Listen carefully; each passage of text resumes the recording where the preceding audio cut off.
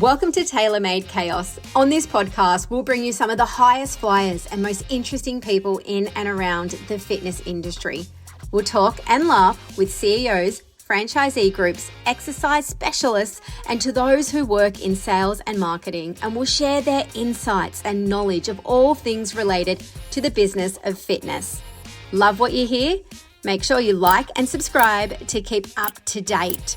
On with today's show, proudly brought to you in conjunction with Fit Into Shape, a small but dedicated team of fitness industry professionals, delivering on all of your fitness equipment and gym design needs.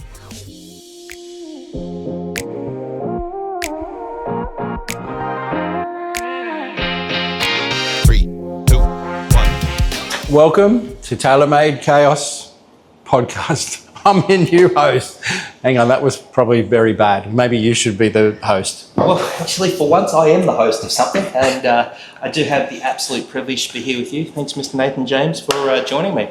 Nathan, obviously you are a pretty well-known entity in the industry, but for anybody who's new that's listening, who's new to the Australian fitness industry, who the fuck are you? I am a person that goes to the gym, not an alien. Own quite a few gyms. We've got the Fitness Cartel brand, which started 5 years ago, almost at 20 clubs now. Merce Wellness is our sub-brand, so it's hot, cold spas as well. So that's one of our sub-brands as well. Nutrition Cartel is our supplement brand, and our Fitness Cartel apparel brand. So we've got a few things going on. Now, most people are familiar with the story of how Cartel came about with the borders closed and coming up with that cool name. But mate, just give everyone a quick refresher on why Fitness Cartel. So, but yeah, back originally I was one of the owners of World Gym brand. Yep. And we had gyms, one in Burleigh, one in Queensland, New South Wales. So to get over the border, they kept shutting it during the COVID period. So a friend of mine wanted to go to, for some reason, you could train here and then you couldn't train here. And he said, bro, you got to sneak me over the border like the cartel. So we came up with the name Fitness Cartel. And then I always remember to, if you ever have a conflict and you upset all the mums in the creche, they're like the cartel bosses and you're in a lot of trouble. So yeah, that's how we came up with the name, which is pretty cool. Absolutely, very cool. Now, mate, obviously by 2030, you've got a vision to have 60 clubs and 100 Merces. How the hell do you balance that? You don't balance it. You just be aware that in extreme amounts, when you've got to do like a lot of additional workload, you've just got to be aware that that's what it takes.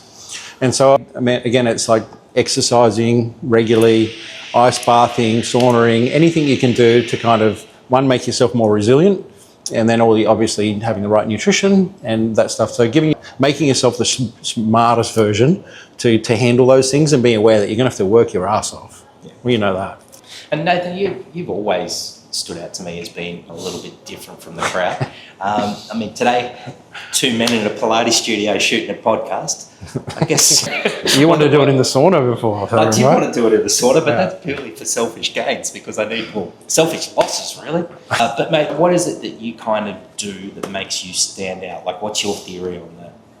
I think that what I hear quite often from people too is that I'm approachable. And I think, and my friend said this to me recently when he ran a seminar for our Fitness Cartel team and about coaching and resilience and like sales training and different bits and goal setting. He said, Nathan, what you're not aware of is that people start to put you up on this pedestal, and which is like him too, and he's got like 15 properties and a luxury boat and all these things. And he said, I put you up on like this pedestal. I'm like, really? And it's that awareness of when you start growing, because when people start becoming more successful in doing things that other people do, and they start looking and going, oh, well, wow, look at this person. I think what makes me different though is that I'm actually that person that I'm in there cleaning toilets, and if you saw the Carrara Fitness Cartel, there's some good footage of me 2 minutes before it opened. I'm actually in there with the conduit trying to unblock the toilet as people are coming in the door, and like that's me though. Like I'll get in and do it. Done's got to be done, right? And I'm not afraid to get my hands dirty. I am exactly like that when the cameras are on. I haven't even seen him work. I said to Bodie, the videographer, get some shots of him working. So, mate, I suppose, you know, part of our tradition on my podcast is I like to tell people's journey, and maybe we'll as we go back to the start and learn a little bit more about you, sort of understand what it is that brings that work ethic. So, mate, tell me, where did you grow up? What type of kid were you? Windale. Have you seen that movie Housos? Housos? That is my upbringing, not the thonging. Yeah. But there's a movie called Housos, and like people would steal people's stuff and breaking it. My garage got broken into 4 times. Like the government went, let's put all the lower socioeconomic people in one area all together and they'll be fine and we won't breed crime and all those things and all the things that happen when you put all the wrong people together. Not that those people are bad. Sydney? No, this is in Newcastle. Okay. It's very similar to a suburb called Mount Druitt because I met a few people from Mount Druitt and we're very similar stories and having 2 brothers. And if I was by myself, I'd fight the kids in the street because you just fight because you go down and pick smokes up for your mum and bottles of alcohol, which is what everyone does there. Yep. Then you fight all the kids on the way, and then if you're not fighting them, I've got my brothers, we run because it's littler, so we've got to get away from the kids trying to hit us and fight us. But look, it was a good upbringing, and same with mum's moved us from those type of areas. But I got to meet a lot of interesting people, and the gift that my mum's passed on is that I can talk to anyone. Yeah. And I've got business partners that are billionaires and worth hundreds of millions, and I've got people that I talk with no money at all.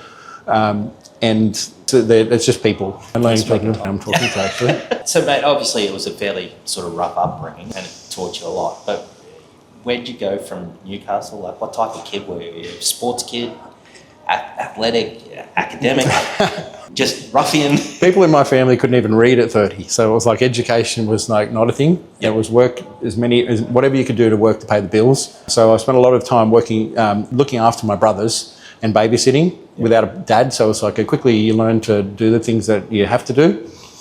But I don't think I had a rough upbringing. I think I had a good upbringing. Probably rough if people looked at it like we didn't have all the things that other people did, and like Christmas would be from the op shop and stuff too, and mum would be crying about having no money, which is quite a common thing. But look, we were raised with really good work ethic, which is again that gift that was passed on to me. So cool. And so, mate, I think I read somewhere a while ago you went to being a trolley boy. So trolleyologist is my professional title. Trolleyologist. Yeah, so when you're young and you've got nothing and you make things up to make yourself sound cooler. So I was a professional trolleyologist. That was my first job at 14. And then I was a cleaner. Yep. And I mowed lawns. And I used to work about 90 hours a week when I was young just so I could have money.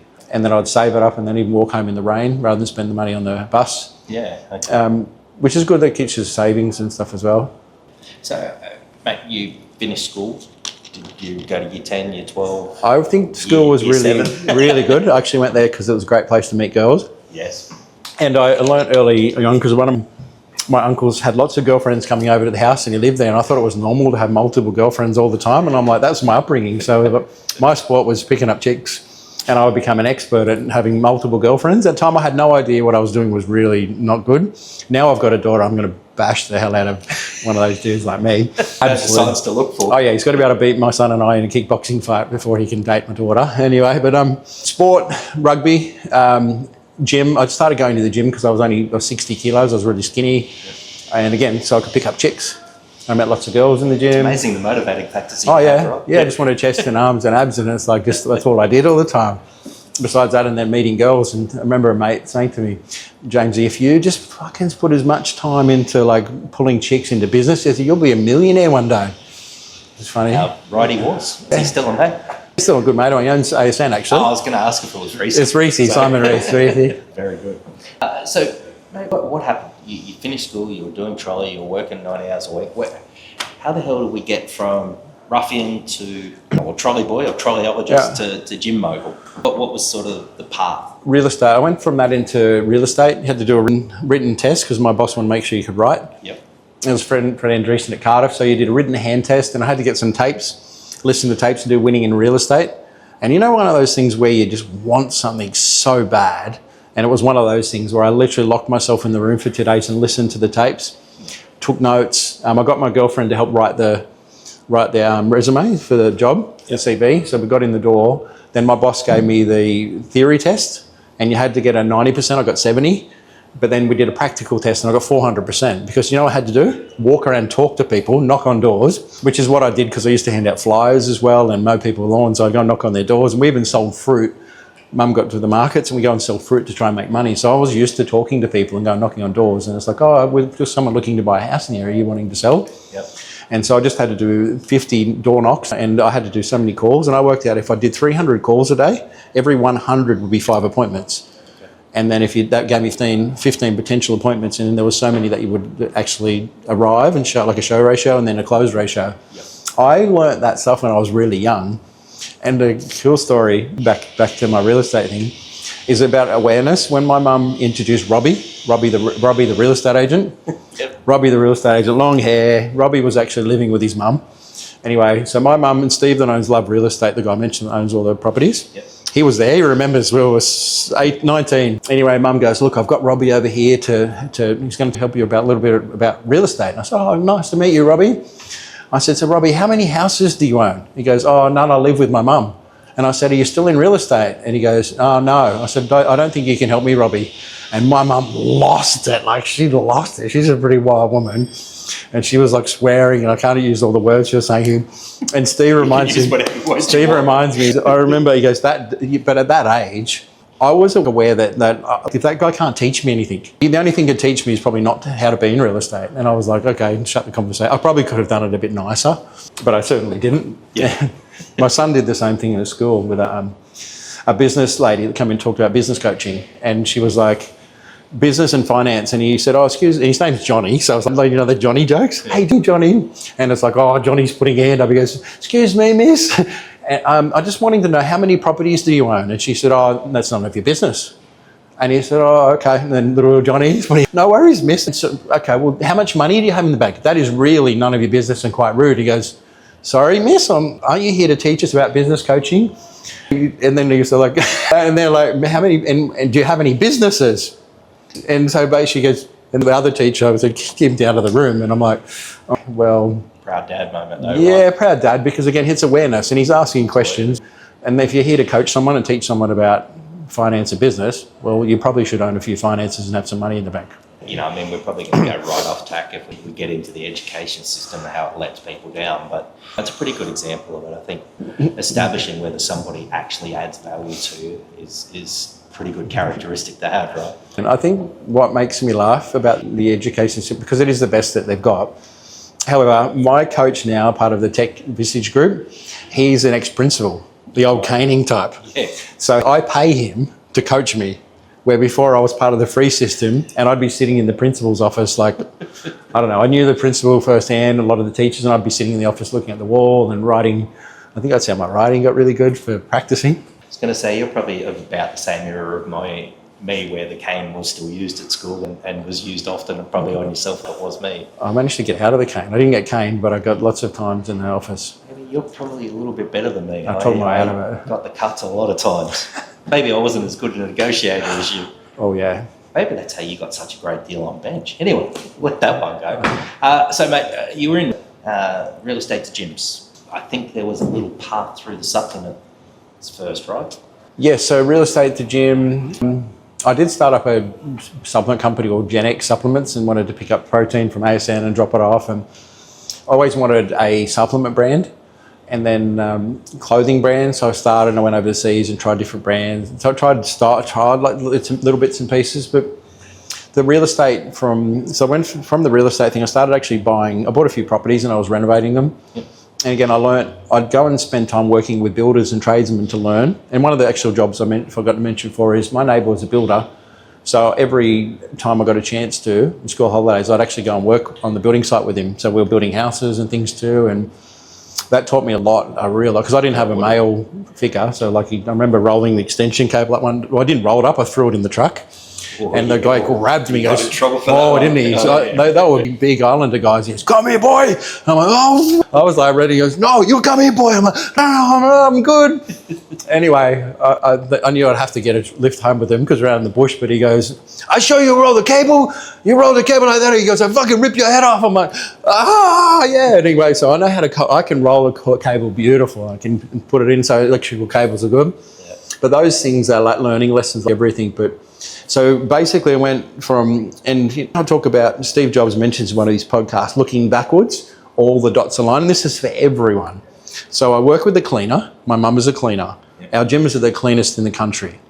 I'm absolutely fickle about the cleaning and stuff too. My mum fired me as a cleaner.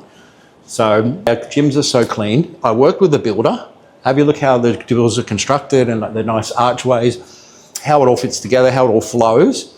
So all those things go together, and then the real estate aspect and the selling and negotiation and leases is what I actually do. I'm negotiating leases, and when you're selling something, my biggest thing that I'm selling to people now is belief you can actually do something. It really is. It's like with your business, like you've got no idea how successful it will be, but you've got to put in the work and have that belief. And I still don't believe where I am today. Like we're at 20 clubs almost, and we'll hit 60, and it's like, okay, well, what's the next goal? We'll definitely hit our $300 million target, but $1 billion the next target. And that's not $1 billion I'm taking it to share with the team. Can we talk a moment about that? Or are you going to... Raka, do you want to just go next door? It might be virtual. Oh, you did it? Yeah, awesome. That's not this room, it's the cycle room. In next door. Just see if Kelly's out, we can turn the cycle down. Oh, sorry, it is. Just a few technical... Push your head to the back. I think it's on the team. Yeah. We might be doing Pilates class after all. It's hilarious. Anyway, it's chaos, right? Absolutely, it's tailor-made chaos. I don't need to tailor make any of my chaos. It actually happens. This gym we're sitting in, like literally 5 days before we opened, we had no power. We didn't have the finance approved. There were no stairs. Equipment was getting delivered inside the building. Having no power in the gym and no internet. It's like, okay, well, great. We've got a concrete box with some half-built equipment. No stairs, no equipment, no power, and no finance to pay everyone. But yay! There's my chaos. I guess I tailored it myself, right? Because I built it. All right, so where were we? We were talking about Bodie. Where were we? I've lost my train of thought. Cleaners gym. Cleaning journeys all fitting together. Yep. Picking the dots. Steve Jobs, so you maybe want to round that one out. I thought I finished it out. You might have. Yeah, joined all the dots. Beautiful. That's good. Dots joined. So, you dabbled a bit with your own you dabbled a little bit with your own clothing, apparel and supplements. Yes. What was next? Well, the property, renovating houses, was buying, selling property. I did that a few times. That was quite good, and that taught me a lot of skills and basically like how to put everything together, from like wiring to whatever. And so you started making a bit of money there. Yeah, I made a little bit of money from that as well. And then and then I found a job as membership consultant at Genesis Warners Bay with Perlo. Me and him became good mates. In fact, to get into become better friends with him, I knew he was a cyclist, and I was 110 kilos, a bit like bigger, 20 kilos heavier than I am now. Wow. As a bodybuilder, my legs used to like rub together because I wanted to be a big Mr. Universe. Yep. Anyway, so when I found out he was into bikes, road bikes, I said, let's looking at getting a bike, which I wasn't. And then we went and helped me. He came to the bike shop, got a bike. Then I started racing with him, and I got into road racing bikes. And we became good friends. And then an opportunity came up at Coffs Harbour, which was an old Planet Fitness. We rebranded that one, and I had 2,000 on my wall everywhere. 2,000 was the number I needed to get to so I didn't lose money. And basically, I had all I had at the moment, because I went through a few challenges and went partying for a little while because I was quite young. And I had all this cash, and then I was overseas partying and like really cool parties, but blew lots of cash and then got myself in a bit of debt and came back and then went to a thing where my house was in arrears, needed a job, and then basically an opportunity which came for Genesis, and it was literally I could earn really good commissions just selling. And so I got in, all I had to do was get someone to buy a gym membership.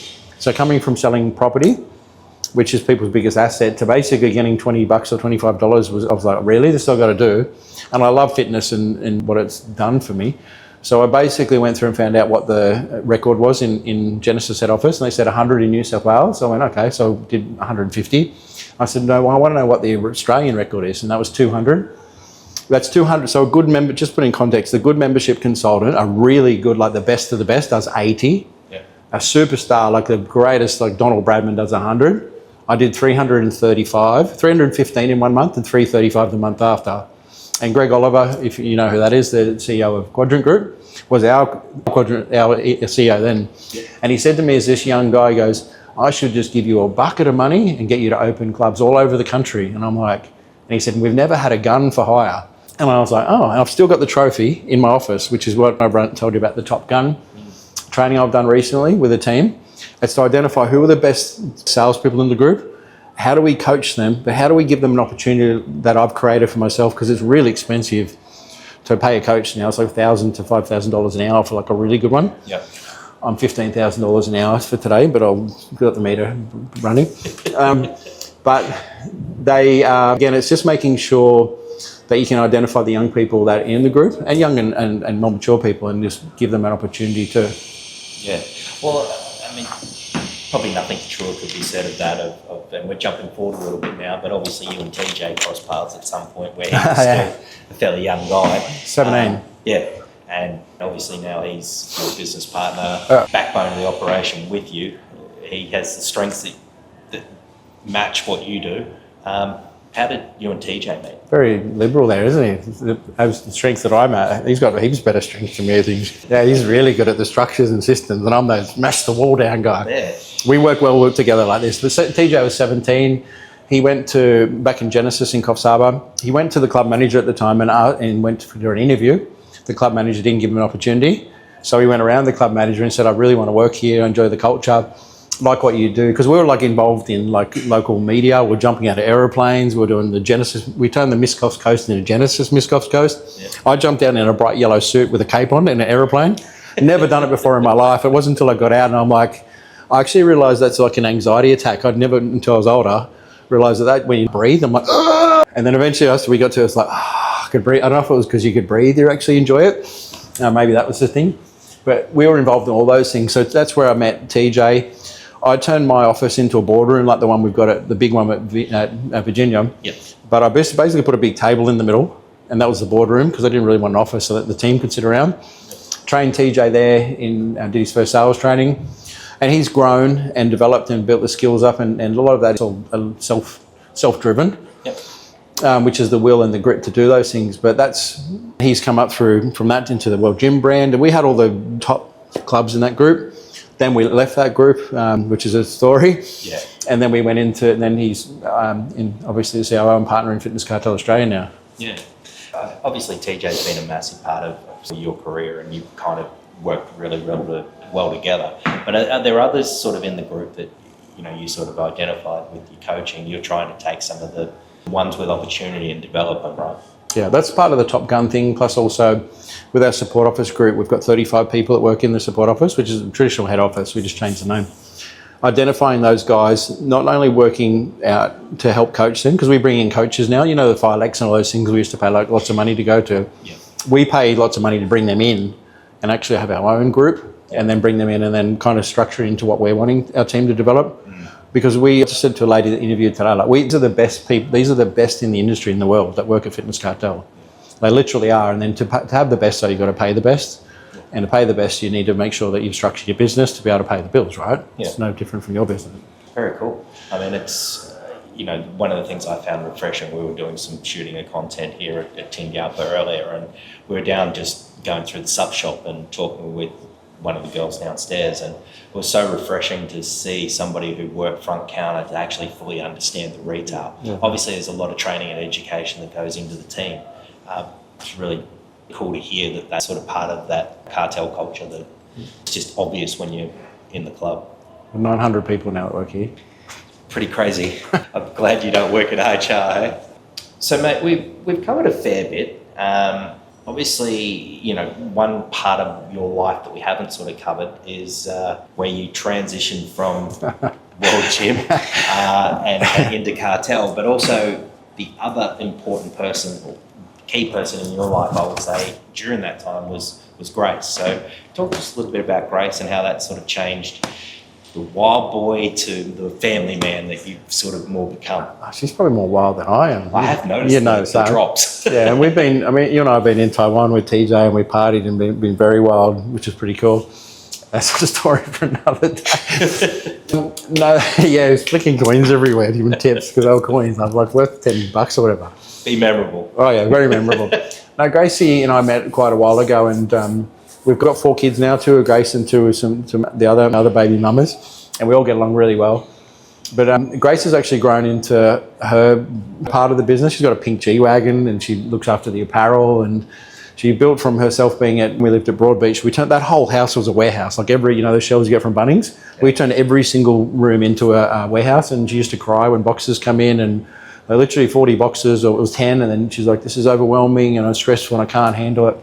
She has 44-foot containers getting dropped off like now in multiple warehouses, and she looks after all that and all this beautiful apparel, and the apparel's like literally flying off the shelves.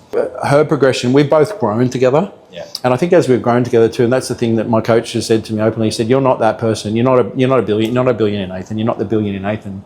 So I said, well, why can't we make this group worth $1 billion? And he said, well, you can, but not you now. And because he loves and cares about me, and it was an honest conversation. That's for anyone that's viewing. If you want to be different from you are, if I was capable of being a billionaire right now, I'd be a billionaire, of course. If I was capable of sprinting the 1 minute mile or whatever, I should be able to do it now. But if I can't, I've just got to find the coaches and the people and the skills and learn to do it, and then I'll be able to do it. And we can all do it. It's that belief thing I talked about before, right? Yeah. So, mate, there's obviously a lot of arms to Cartel. The big question is aside of the 6 clubs, 100 Mercers, the $1 billion figure that you're talking about, what is next? What world-class scoop have we got here today in Talent Chaos? The wellness. The wellness is the Pilates offering that we're building. We've got a new one opening in Coomera, which is another test model. Yep. When I say test model, we build the company ones and we stress test them. And like anything, when you build a business and you go, okay, it's going to cost me $1.25 million to build, and it ends up costing $2.3 million. Okay, well, where'd the 1.3 come from? Yep.